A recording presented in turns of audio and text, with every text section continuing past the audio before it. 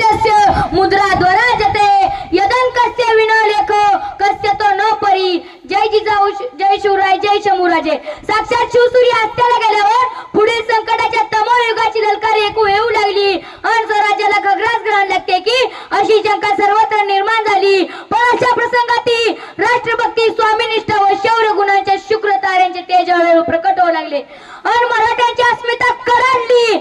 आबासाहेब जिथे जिथे तुमची गरज भासेल ना तिथे तिथे हा शंभूबा धावेल।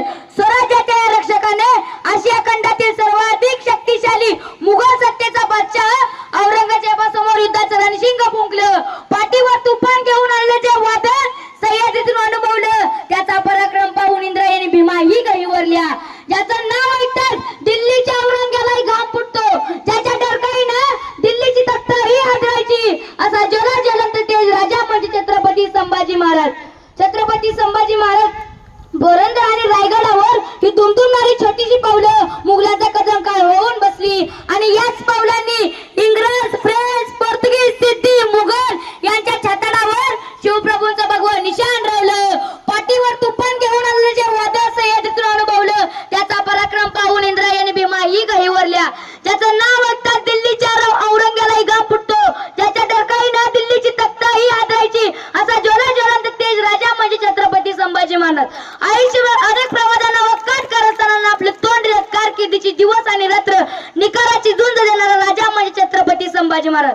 5 लाखाचे खडे सैन्य घेऊन आलेल्या आलमगीर औरंगजेबाला 9 वर्षे झुंज देणारा राजा म्हणजे छत्रपती संभाजी महाराज।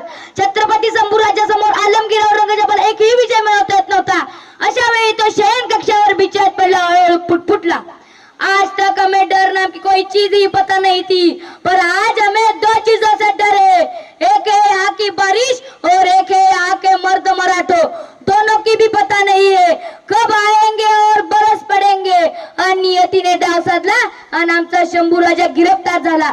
शिक्षेचा अंमल सुरू झाला, श्वासाची घुटमूळ सुरू झाली आणि अखेरच मरण केलं तो शिवछत्रपतीचा कडाडला छावा। आबासाहेब तुम्ही आबाळ्या डोळ्यांनी आम्हाला पाहत असाल पण ते तुमचं आबाळ्या रूप पाहायला आमच्याकडे डोळे चुरले नाही हो। ओ आबासाहेब आग्र्या उन्हाचा तुमचा हात हाती विश्वासात घेत आम्ही म्हणालो होतो आमची फिकीर करू नका, आम्ही गडावर सुखरूप पोहोचेल। आबासाहेब त्याच धीराने आमचा हात हाती घ्याल का हो? पण ते हात उरले नाही आबासाहेब। आबासाहेबाची साथ मागायला जीभ ही उरली नाही हो। पण आबासाहेब एकच सांगतो, रक्ताचा अभिषेक घालूनच स्वराज्याचं मंदिर पवित्र होणार असेल आणि शिवपुत्र म्हणून अशीच एक मृत्यूशी ओळख निर्माण होणार असेल तर मी रायगडाच्या जगदीशाला एकच मागणं मागेन, 1000 वेळा जन्म दे पण शिवपुत्र म्हणूनच दे। 1000 वेळा जन्म दे पण शिवपुत्र म्हणूनच दे।